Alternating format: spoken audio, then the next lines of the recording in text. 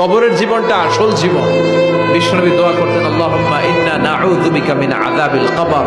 আল্লাহ, আমি আপনার কাছে কবরের আযাব থেকে পানাহ চাই, কবরের আযাব থেকে বাঁচতে চাই।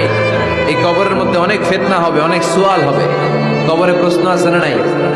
কথা বলেন। প্রথম প্রশ্ন জিজ্ঞেস করা হবে, মার রব্বুক, তোমার রব কে? বলেন, আমাদের রব কে? ওমা দীনুক, তোমার ধর্ম কি? বিষ্ণুবীর চেহারা দেখিয়ে বলা হবে, তাআরিফু মান হাযা রাজুল, এই লোকটারে চিনো? আমরা কি বলবো? আমরা চিনি, উনি আমাদের প্রিয় রাসূল মুহাম্মদুর রাসূলুল্লাহ সাল্লাল্লাহু আলাইহি ওয়াসাল্লাম। এরপরে জিজ্ঞেস করা হবে, এগুলো কোত্থেকে শিখলা? আমরা বলবো কোরআন থেকে। ফায়ুফসাহু লাহু কবরুহু ৭০ যিরাআন। সুন্দর সুন্দর উত্তর করতে পারলে আপনার কবরটারে ৭০ হাত লম্বা করে দেওয়া হবে। ইফতাহু লাহু বাবুন ইলাল জান্নাহ, জান্নাতের দিকে একটা দরজা লাগিয়ে